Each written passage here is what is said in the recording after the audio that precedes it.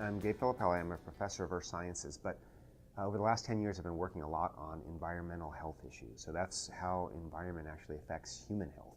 My work specifically with lead and lead poisoning is to better understand why it is that some populations seem to be so vulnerable to lead poisoning. Lead is a neural toxin and a renal toxin, so it affects both the nerve system, plus it affects your ability to handle water, kidneys, basically.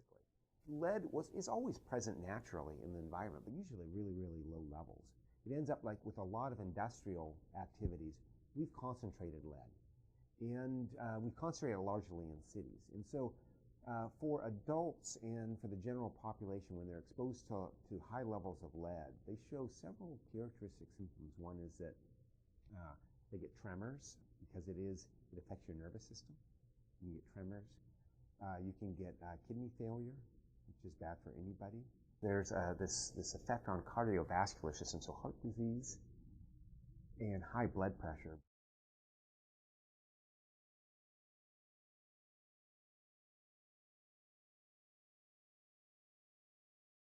Children from prenatal to about 6 or so, they're busy building all of those neural networks that we all have in our head, right, in our nervous system. And when you get lead in your system, especially when you're at that age, when you're forming these neurons, the neurons form incorrectly because, not to get too technical, but lead looks just like calcium to your body. Identical, same size and everything. Calcium is really important for your neurons. It's what we call a neurotransmitter. But the problem is when there's lead there, your neurons form to the shape and charge of lead. Unfortunately, it's slightly different than calcium. So once it's formed that way, it's permanently formed incorrectly. So your nerves don't function right. And so that's physiologically why kids are particularly sensitive. I'm John Ellis. I'm a pediatrician. I've worked with the State Department of Health in the lead poisoning prevention program.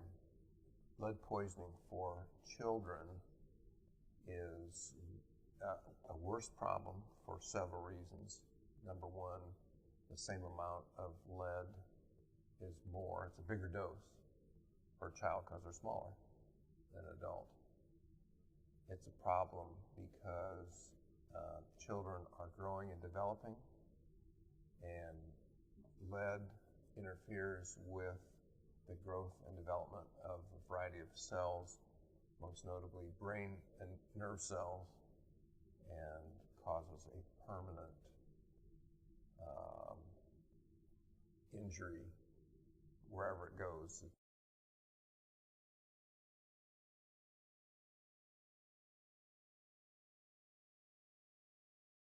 Generally speaking,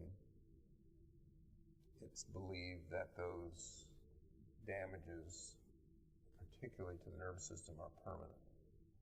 What that does is it puts them in a permanent intellectual disadvantage. So there's a very strong relationship between exposure to lead as a kid and lower IQ.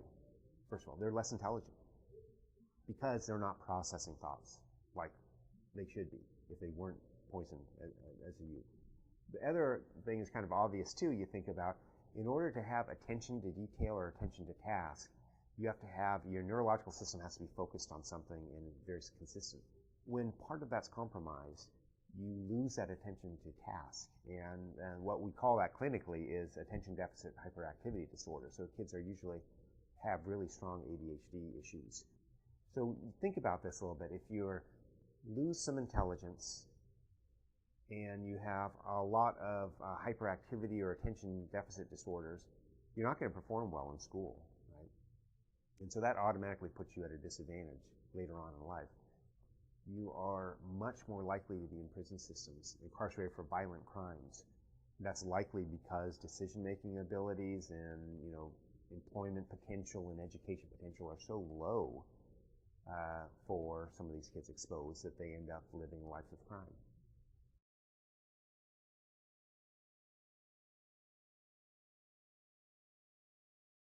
There's about 4 main sources, or there were 4 main sources of lead to the environment. One source was lead in paint. Lead was used in paint for a very long time. Lead made very durable paint and very flexible, actually. We became aware of paint issues and lead poisoning of kids pretty early on. So lead-based paint is really, it hasn't been used in residential areas for about 40 years or so, 50 years. Lead was in gasoline. That was used from in the 20s until 1980. And then there was lead in solder and water pipes. And in fact, in water pipes themselves. There's industrial facilities that process lead smelting plants. And often they were in cities. A city like Indianapolis, for example, had several large smelting plants, which ended up emitting quite a bit of lead into their local environment, within a mile or two of these plants.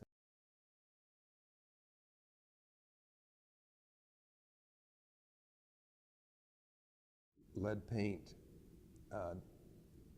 on surfaces ages, it tends to crack and chip, and it reportedly has a kind of sweet taste. So kids will eat lead paint if they have an opportunity.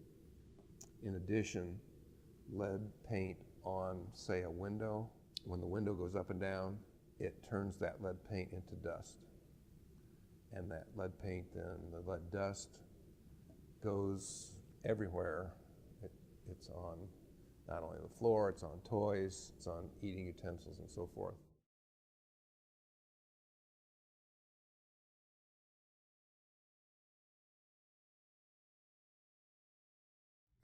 So from our work, particularly here in Indianapolis, and this is coincident with some of my colleagues who work in New Orleans, we found that the largest health burden for lead is in children of color and low-income populations.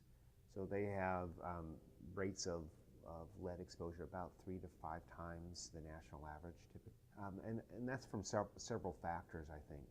One of them is that they tend to live in areas with poor home maintenance and landscape maintenance. That has two implications.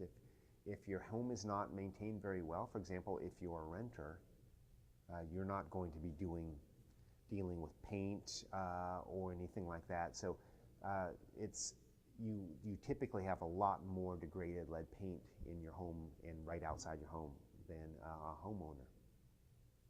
Also, the soils around your house might be maintained less well, so that all of that lead that deposited in the soils from gasoline or from eroded paint, decayed paint, you're much more likely to come in contact with it.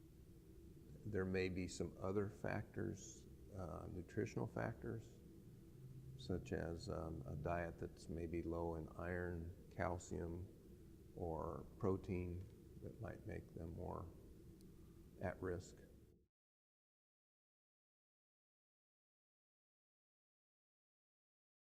For all of Marion County, all of Indianapolis, we've been able to map out the pattern, what we call the spatial pattern in lead exposure of kids. And we can map that out by using data of how much lead is in kids' blood.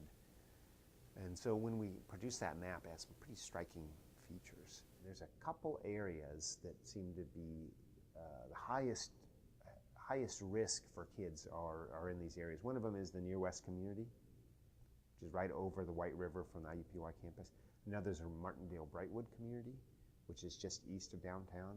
And another area is this kind of broad community of north of 20th, south of 38th, on either side of Meridian Street. South of 38th Street, you have fairly high amount of lead in the environment and a lot of lead poisoning. Just north of 38th Street, you also have a fairly high amount of lead, almost no lead poisoning.